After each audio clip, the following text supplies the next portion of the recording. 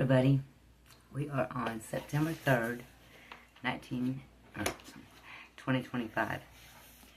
And my birthday's coming up, and everyone keeps asking me, what do you want? I want people to recognize, I want peace on earth. I want people to treat one another better and take blame for your actions. And stop acting like you didn't do it, and if you do it, own it. For one, don't do it. If you don't want no one to know what you've done, just don't do it. That's the best way. Then you never can be blamed for something and proven that you've done it. We're going to talk about our life as an orphan today. And how I do, with everything in me, believe that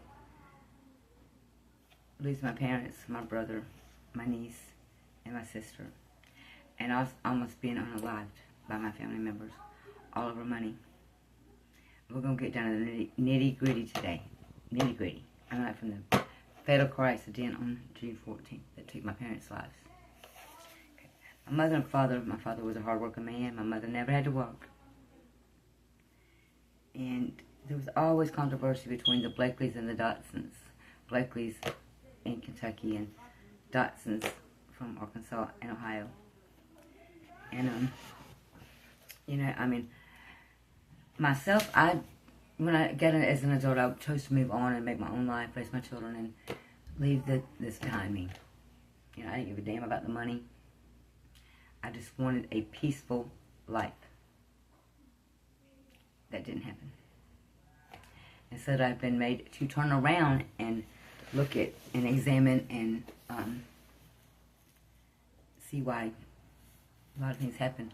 I'm forced to deal with it, and now I want everything that my grandfather, my nanny, my mother and father left me. Every bit of it. Okay. I want people to start looking at orphans not as broken. Because let me tell you something. If I have to go to war, I want to. If you had lined up 10 people in front of me, I damn sure would pick out an orphan to have my back. Because if they can make it through life like I have, and be good and still have a heart and a soul and mind and everything they said I didn't have, I want that partner. I'd choose that partner. Yeah. But anyway, we're going to take, today my mother and father, the fatal crash of June 14th, 1970, and what I remember of it. Okay. This could get... And if anybody knows anything about this, please enlighten me.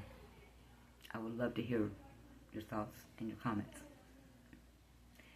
So, I remember my mother and father packing up, and there was Daddy went to work that day and come home, and he looked, said he went fishing afterwards, and come on back home, and packed up they piled everything in this 1969 Cadillac convertible.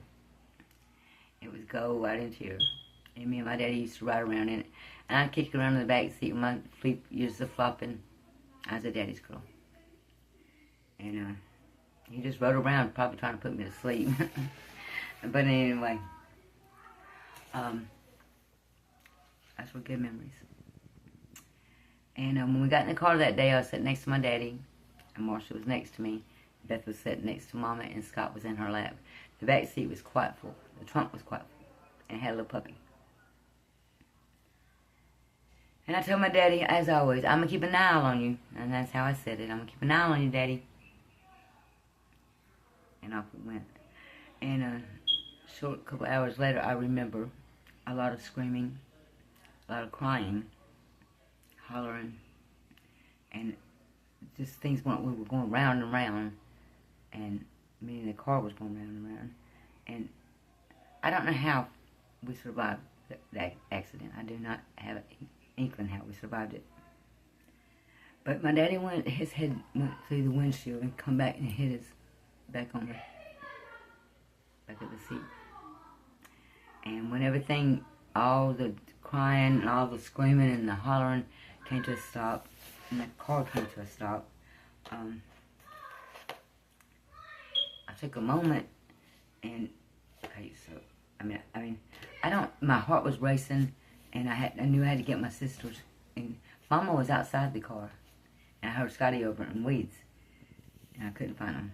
And so I mean, it went from like so quiet, then the bugs started, crickets and everything was just, and it got louder. The bugs started getting louder, and you know, so I take my two sisters, and knelt down beside my mama. She said, "Go to the light." And I looked over, and there was a car. It had two lights, headlights. Excuse me a minute. Excuse me.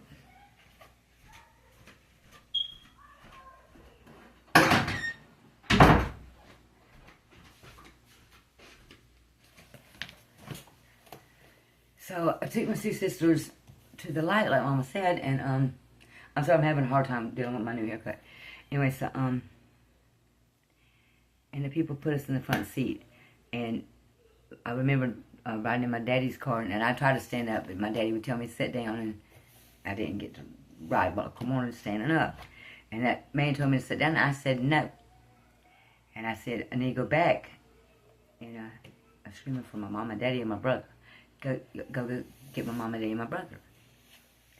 And they didn't. They took us to the hospital. And people, you know, were giving me all kinds of ice cream and Jell-O, and knowing I wasn't supposed to have all that, but my mom and daddy wouldn't let me. But they were trying to, you know, do the best thing to do to calm me down. Little barrel monkeys, I'll never forget it. And I wouldn't stop. I wouldn't stop screaming. I would not stop raising hell. They had to go get my mom and daddy and my brother. Okay, and I wasn't gonna shut up. So you know, I mean, eventually I knew something bad happened to Mom and Daddy. You know, I knew at 3 years old. But my mama still was talking to me, and I remember that I held on to that as long as I could. But my brother was hollering loud, so I had to go back and get him. And that's all I got to say on this one. I'll get back to you later on the rest of the story and update what leads me to the death of Hagar and White and my sister John Reagan over inheritance, greed, jealousy, and money.